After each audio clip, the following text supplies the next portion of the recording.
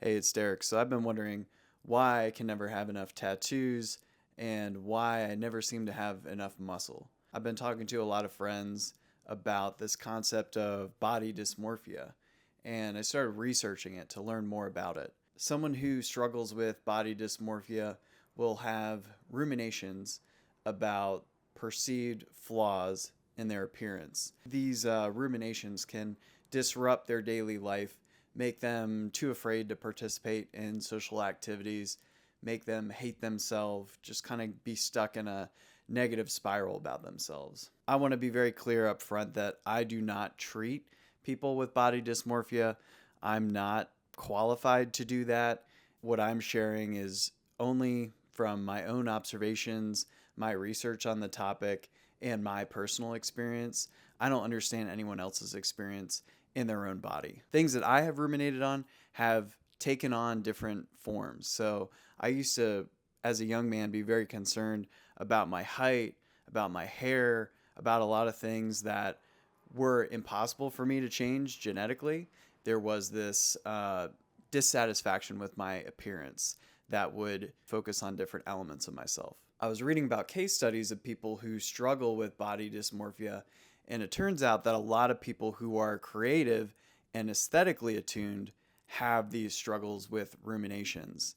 And it seems like there's this creative energy that becomes misplaced. It's turned inside, it has somebody focused on their own identity instead of projecting that energy outward and putting it into making artwork, a higher calling, making a creative project with specific goals. Bigorexia is a term specifically for people who are weightlifting, gym bros like me. So these are people that are really concerned about having a lean body, so little body fat and a lot of muscle mass.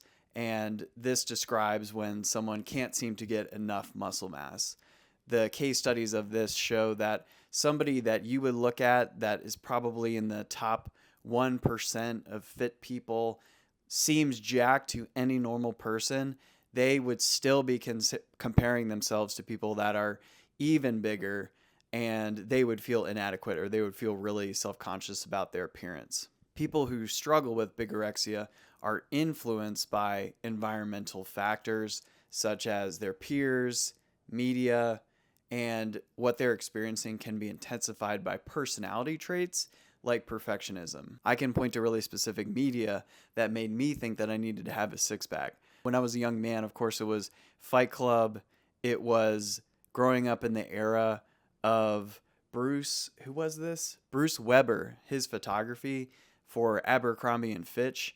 And then this was also around the time that you had the big hunks of the 80s and 90s. So people like Sylvester Stallone and Arnold Schwarzenegger, they were all the heroes of movies that I would watch. When I was explaining bigorexia to a friend of mine, they were saying, well, going to the gym for you is like someone else getting their nails done. This is all gender affirming care. Another friend of mine was talking about how a summer body is built in winter. Right now it's January, it's freezing cold.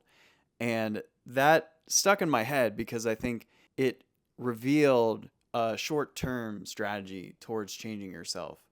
So you can sprint to lose maybe 1 to 2 pounds a week from January to June, but what happens then? Do you just sit on the beach and do nothing? So a lasting change in someone's body would have to come from effort and habits that are repeated daily over a long period of time. And you can only change habits when you are changing the emotional reasons that you are doing something. Otherwise, you'll go in a big circle and come back to exactly where you were before. A tactic for exposing an obsessive habit is to force yourself to do more of it or to stop doing it altogether.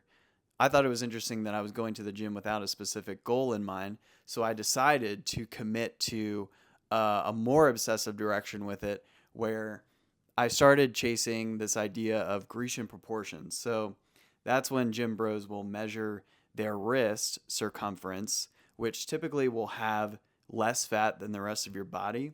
And from that, you can calculate different proportions for your arms, your waist, your seat, your thighs, and different body parts that if you achieve this proportion, you would have a balanced physique. If you go into a gym, you'll see a lot of guys will train their upper body, get a really big chest and arms, but maybe they've neglected their neck or their legs. So I thought this was a really interesting way for me to set an objective goal around my training to expose myself to the fact that I was being obsessive about it. So in the past 6 months, I made some progress against my measurements. This was the most interesting information that I found between these concepts of getting tattooed, the motivation behind that, and getting in the gym. So weight training releases endorphins and improves brain function, memory, and attention. Psychiatrists will try to link tattooing to self-harm. So anytime I've ever talked to a psychiatrist, they're always asking, do you have a history of making yourself feel pain by cutting or scarring? People who self-harm are inducing physical pain to relieve psychological trauma. I don't necessarily believe that all people who have tattoos are doing it to relieve psychological trauma. I don't think that's true for myself. I think I've had some hard things that have happened in my life, but I'm not sure that I've had intense trauma. Of course, I can't really compare myself to anyone else's experience. The interesting thing, though, is that people who self-harm, researchers found that they have high levels of enkephalins in their body. So from the research, enkephalins are opiate-like chemicals closely related to endorphins. They're both narcotics. They both produce pain sensitivity. So the conclusion is you get a natural high from getting in the gym and from getting tattooed.